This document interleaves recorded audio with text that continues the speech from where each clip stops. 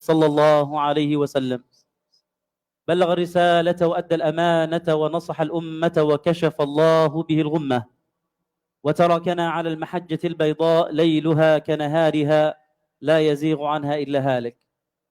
وبعد فإن أفضل الحديث كتاب الله وخير الهدي هدي محمد صلى الله عليه وسلم وشر الأمور محدثاتها وكل محدثة في دين الله بدعة وكل بدعة في دين الله ضلالة وكل ضلالة في النار اللهم أجرنا من النار.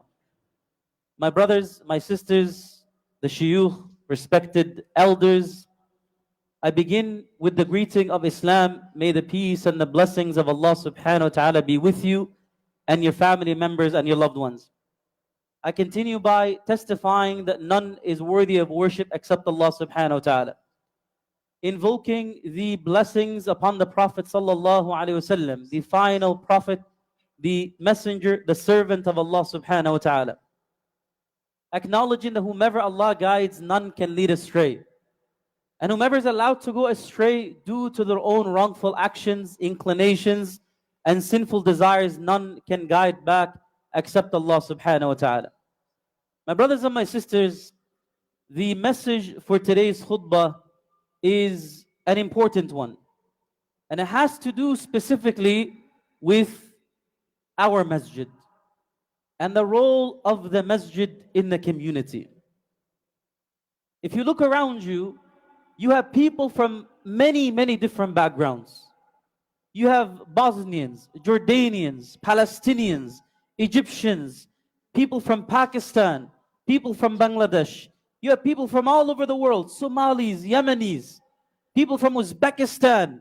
You have Europeans, you have people from Ukraine, you have people from Russia, you have converts, you have Canadians, you have Americans, you have Mexicans. We had just a brother who accepted Islam from Peru just a few days ago.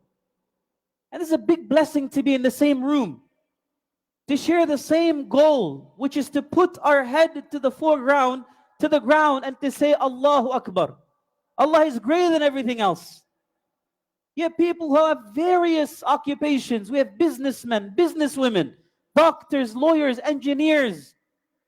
You have people who studied anthropology, people who teach sociology. There's so much diversity in the Muslim community. And each and every one of us call this place home. The first thing that the Prophet Muhammad ﷺ did when he went to Medina is he built the masjid. And he put the first brick himself with his own hand to teach us the importance of the masjid. Even when he stopped before Medina, when he stopped in Quba, the 4 days that he spent there, imagine spending 4 days in a city and he still began the construction of a masjid there. To teach us that the masjid is the center of the Muslim community. It is the heart of the Muslim body. And it's the place where all of us come together to discuss ideas, to share concerns, to build relationships, to find brothers, to find sisters, to find spouses for our children, to donate our wealth, to find inspiration, to find motivation, to find purpose, and to find a reason to continue living with dignity and respect. And to find meaning in a place and in a time where it's difficult to make meaning, in a lot of chaotic moments. And so we begin by recognizing the importance of this place.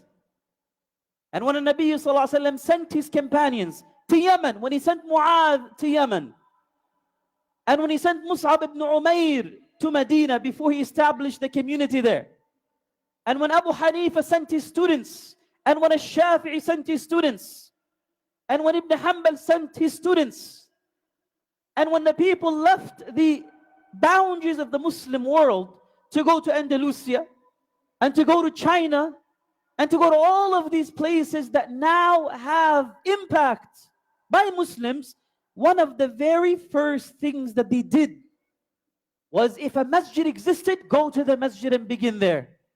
And if there was no masjid, work together to make one. And this is part of our culture till this day. Look at how many masajid exist in this part of the world.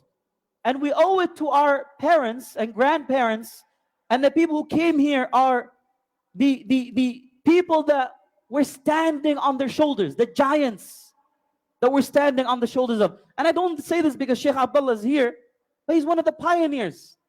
Whether he's here or not, he's one of the pioneers that have to be respected, and many other elders and uncles and people that continue to give here in the front lines. May Allah accept from all of you.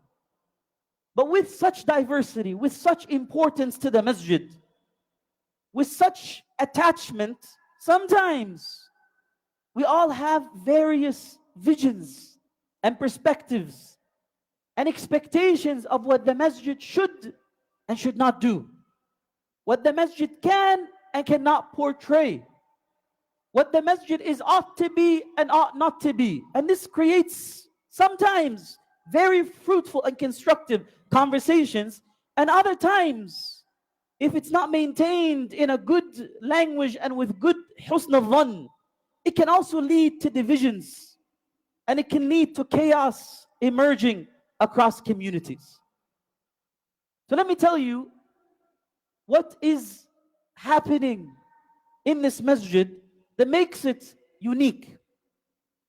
If you go to many masajid, the average demographic of the community are older, respected uncles.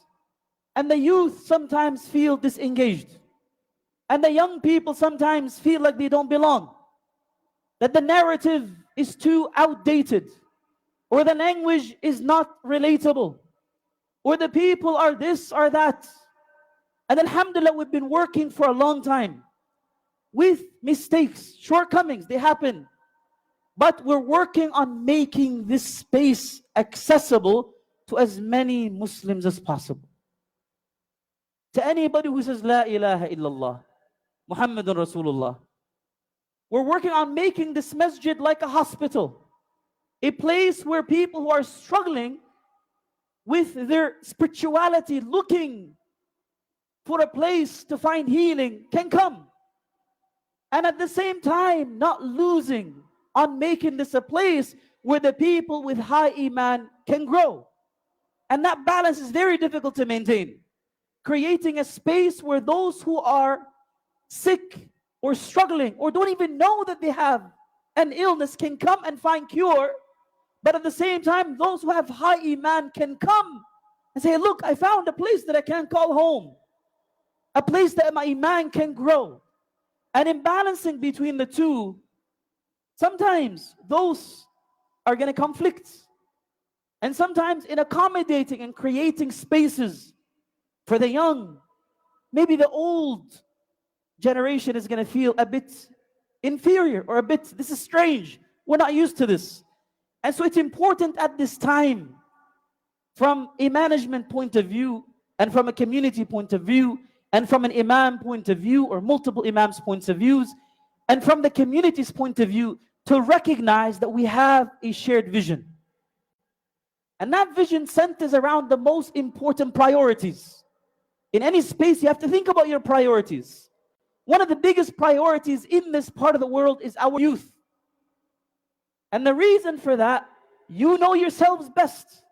Look at the condition of our young people. Look at the condition of our daughters, our sons, and the people that Allah entrusted us with, the people that we're trying to raise in this part of the world. If we do not make this masjid and this space and every masjid accessible, engaging, like the way the Prophet Muhammad ﷺ did, we're going to continue to perpetuate and contribute to the worsening of their conditions. We're going to continue to and be a reason, la hawla wa la quwwata illa billah, for their fitna. The amount of atheism, struggles, depression, anxiety, stress, worry, identity crisis, suicide attempts, the amount of trouble at home. We are dealing with this on a day-to-day basis.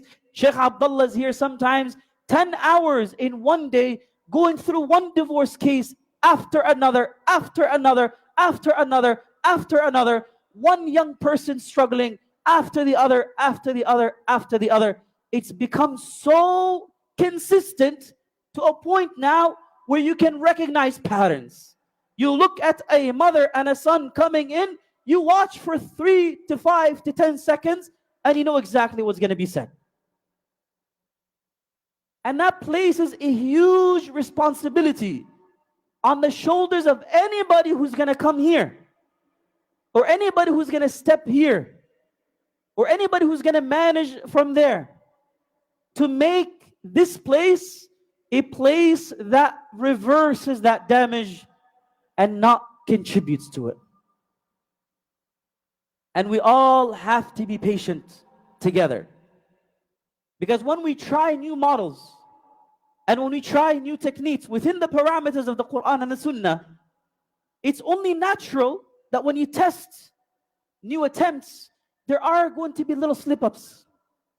There are going to be mistakes made. That's what happens. That's a result of trying new things.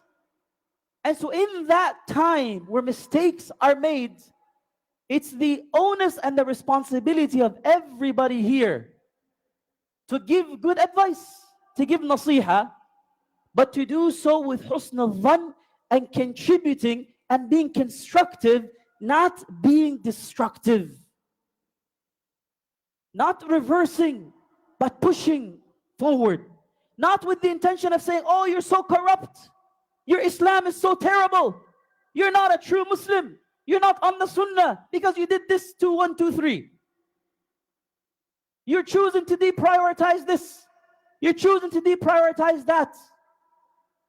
This su'al dhan that can really make the people that are leading this effort take a step back and say, is this really? يعني هل جزاء الإحسان إلى الإحسان? And I'm not speaking about myself, but the people who are trying to do this, when they're coming and testing these new models, the community that they're trying to support and heal and work to bring together is the same community that is now turning back and saying this is this and this and this. And even though it's a minority, the majority is silent. The majority does not speak. So that voice of a minority defines the narrative. And it leaves those who are trying for the sake of Allah, at least based on what we see, a bit concerned. And what happens, and I've seen this happen, my brothers and my sisters, in the masjid, in many places, you have people who are trying to create a new vision. They come into the masjid and they try 3, 4, 5 years. And what happens is they're slowly pushed, and it's a test of patience. Not everybody's got the patience. And what happens is after a while, unfortunately, these people look to create those visions and achieve those visions outside of the masjid. And what that does is you have all these institutions growing. You have psychotherapy institutions growing. You have educational institutions growing. But they're all growing outside of the masjid. And what ends up happening is the masjid becomes more and more and more irrelevant. You want to have fun? Go to a community center. Don't go to the masjid. You want to book a space? Go book this space. Not the masjid. They're not going to respond. They're not going to react. You want to go learn something? Oh, the masjid. Oh, outdated narrative. Go to this halaqah in this education center. Go to this halaqah in somebody's basement. So what happens is the most novel and the best programs, unfortunately, end up happening outside the masjid. And the most creative ideas don't find a place to thrive in the masjid, of course, within the bounds of the Quran and the Sunnah. So my appeal to each and every one of you, my brothers and my sisters, is have husn al-dhan and work together. This is not the Shafi'i's masjid only, or the Maliki's masjid only, or the Hanafi or the Hanbali masjids only, or Ahl al-Athar and Ahl al-Hadith's masjid only. This is not the Pakistanis masjid only, or the Egyptians masjid only, or the Arabi or the Bengalis or the Somalis, or the Bosnians or the Eritreans masjid, or the Libyans masjid only. وَإِنَّ الْمَسَاجِدَ لِلَّهِ فَلَا تَدْعُوا مَعَ اللَّهِ أَحَدًا. This is وَأَنَّ الْمَسَاجِدَ لِلَّهِ فَلَا تَدْعُوا مَعَ اللَّهِ أَحَدًا. This is the house of Allah. And we're all here as guests, invited by Allah. And those who stand here are servants that are to convey a message as messengers of the Messenger of Allah. That's it. We're all here as guests. And we come and go. And in the time that we're here together, we are tested through one another. Allah mentioned this in the Quran. وَجَعَلْنَا بَعْضَكُمْ لِبَعْضٍ فِتْنَةً أَتَصْبِرُونَ. We have made you a fitna for each other. Because everybody has a different background and a different understanding and a different perspective. So how do you work together among the differences? How do you reconcile? How do you see each other's perspective? How do you work to understanding, to collaborating, and to working to bring as many people as possible, so that as many people as possible, especially the young people, can call this place home and can fall in love with Allah through your behavior, through your actions, through your patience, through your wisdom, through your generosity, through your forgiveness, through your overlooking the mistakes of others, through the way that you give advice, but give an advice in a way that constructs, in a way that makes the person feel comfortable, not in a way that breaks the person and makes them feel less dignity and makes them feel like they're a lesser Muslim than you are. Because the arrogance of assuming that you're better is a much greater sin than the sin that you may be pointing out and finding in another person. Not to undermine the sins, because the smallest sin in the sight of Allah could be the reason that one of us is destroyed, if it's persistent and if it's not acknowledged. We're not trying to say that, oh, khalas, accommodate in the small sin. No, we're not trying to say that. We're trying to understand the reality of the community and work within it to make this place and to make this masjid a better space. أقول قولي هذا واستغفر الله لي ولكم ولسائر المسلمين فاستغفروه إنه الغفور الرحيم.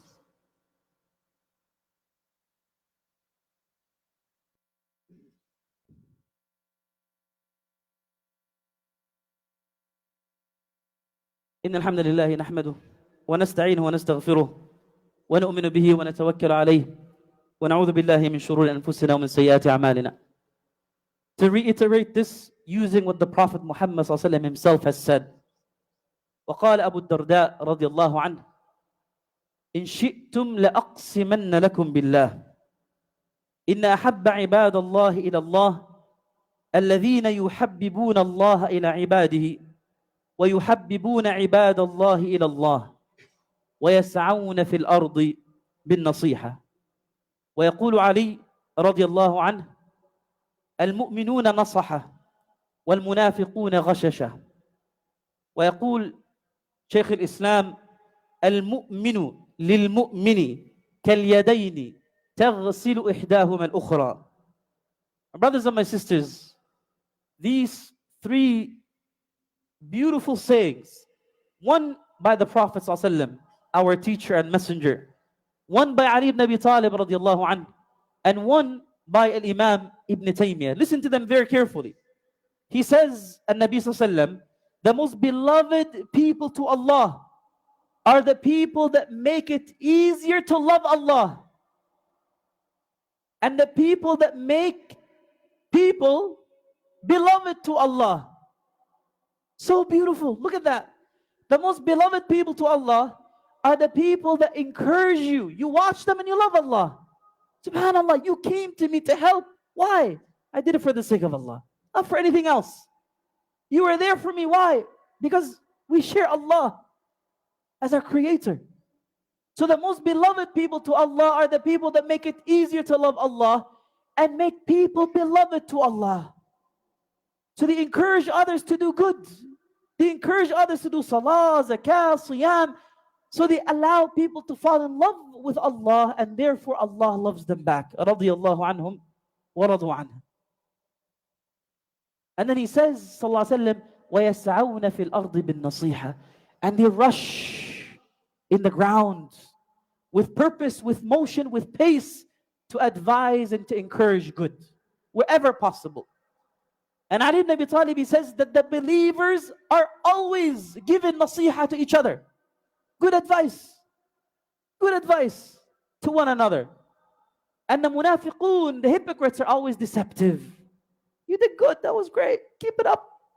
Because they want to keep a relationship with you, and they'd rather preserve the relationship over correcting in a way that still maintains dignity but allows it to be better. So they value their benefit from your relationship over your own relationship with Allah. Hypocrisy. Because if you truly love somebody, you want them to be closer to Allah than to you. So you work with them, not against them. You advise them, not because you want to project your own insecurities or show that they're wrong, oh, I'm so much better, but because you want them to be in a better position with Allah. And the beautiful image that Ibn Taymiyyah gives us, he says, the believers are like two hands with multiple fingers that are constantly washing each other. Imagine trying to wash your hand with just one hand. You can still do it, but it's difficult. Why do we, when we're washing our hands, why do we put our fingers into each other? Because the act of rubbing cleanses us. Same thing with the believers. When we're rubbing with each other, when we rub shoulders, when I come and see the way you walk, the way you pray, subhanAllah, my prayer is not as good as yours. I learned from your prayer. When I see the way that you deal with your mother, subhanAllah, I have so many shortcomings compared to the way that you deal with your mother. I learned from you.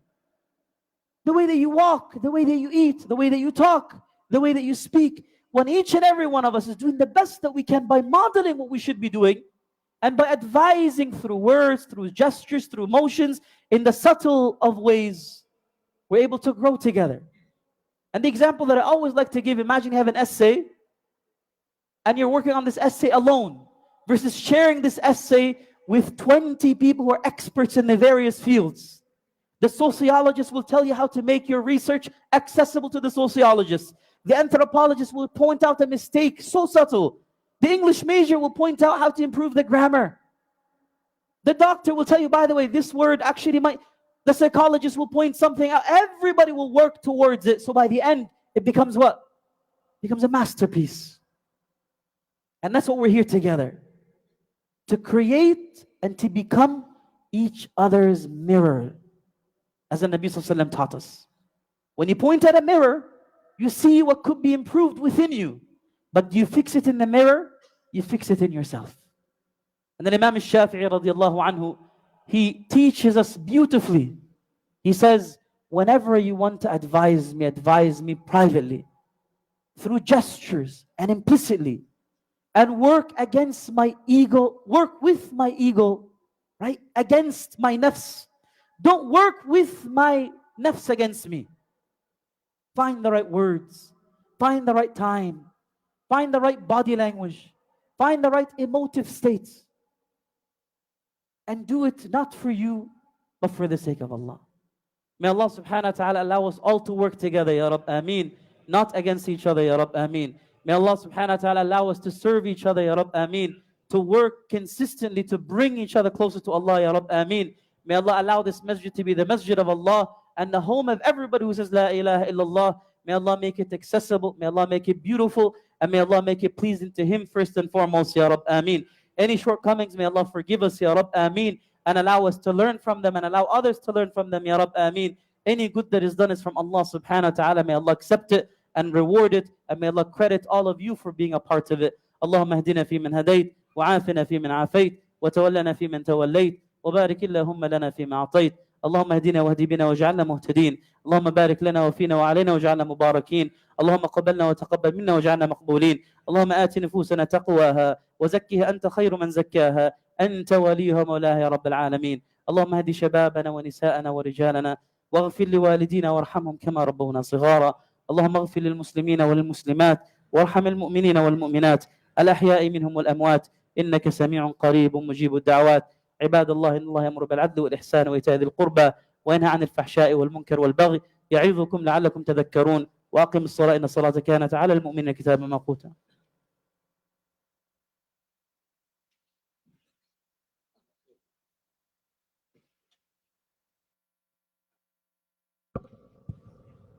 الله أكبر الله أكبر أشهد أن لا إله إلا الله أشهد أن محمدًا رسول الله. حي على الصلاة حي على الفلاح، قد قامت الصلاة قد قامت الصلاة. الله أكبر الله أكبر، لا إله إلا الله. استووا استقيموا تراصوا اعتدلوا سدوا الخلل اتصلوا ولا تختلفوا. الله أكبر. الحمد لله رب العالمين الرحمن الرحيم مالك يوم الدين إياك نعبد وإياك نستعين اهدنا الصراط المستقيم صراط الذين أنعمت عليهم غير المغضوب عليهم ولا الضالين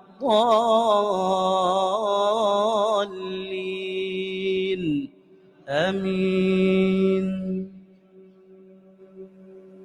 يا أيها الذين آمنوا أطيعوا الله ورسوله ولا تولوا عنه وأنتم تسمعون ولا تكونوا كالذين قالوا سمعنا وهم لا يسمعون إن شر الدواب عند الله الصم البكم الذين لا يعقلون ولو علم الله فيهم خيرا لأسمعهم ولو أسمعهم لتولوا وهم معرضون. يا أيها الذين آمنوا استجيبوا لله وللرسول إذا دعاكم لما يحييكم واعلموا أن الله يحول بين المرء وقلبه وأنه إليه تحشرون. الله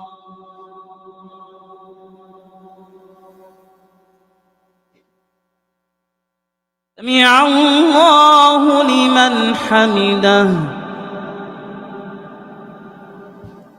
الله أكبر.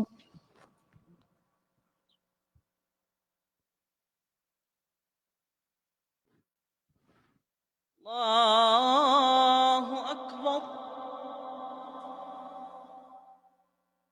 الله أكبر.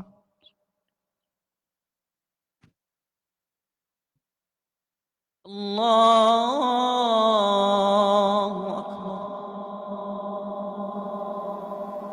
الحمد لله رب العالمين الرحمن الرحيم مالك يوم الدين إياك نعبد وإياك نستعين اهدنا الصراط المستقيم صراط الذين أنعمت عليهم غير المغضوب عليهم ولا الضالين آمين.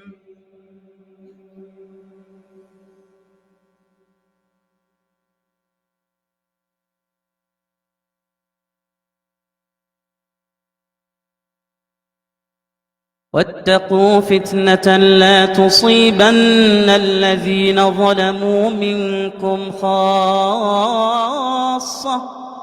واعلموا أن الله شديد العقاب.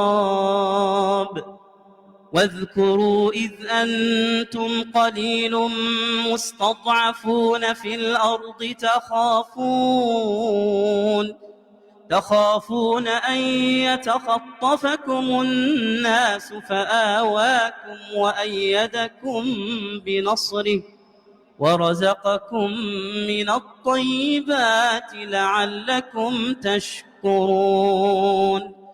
يا أيها الذين آمنوا لا تخونوا الله والرسول وتخونوا أماناتكم وأنتم تعلمون.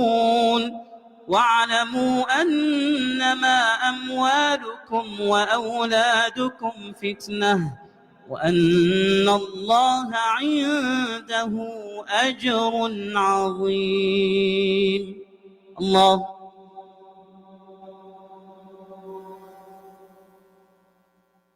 سمع الله لمن حمده.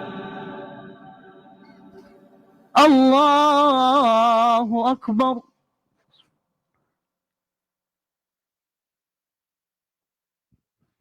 الله أكبر.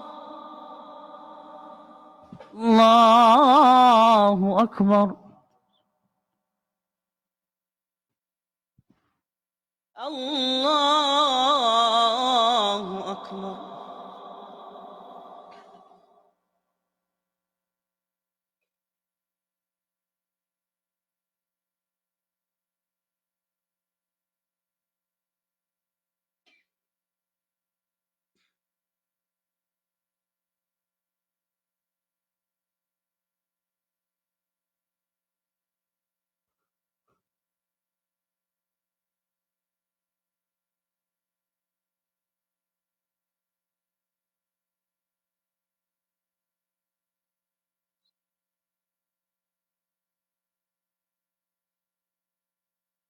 السلام عليكم ورحمة الله. السلام عليكم ورحمة الله.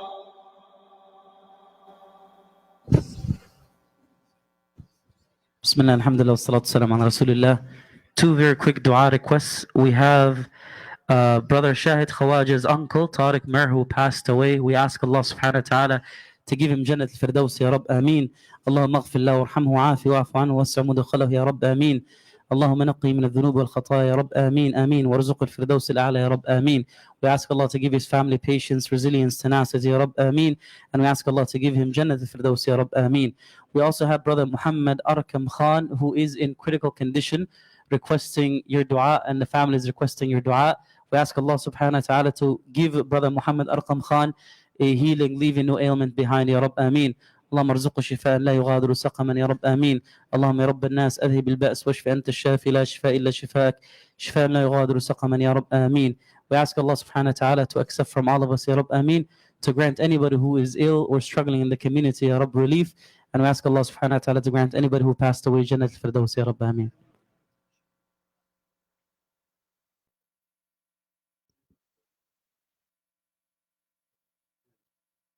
Also, there's one more dua request. There's a 14-year-old brother named Kareem.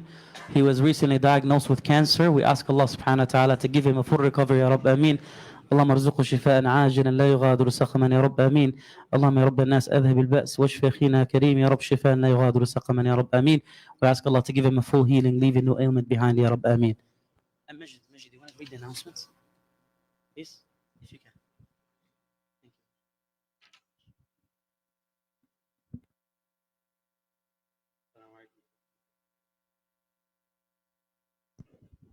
Assalamu alaikum. Couple announcements, inshallah.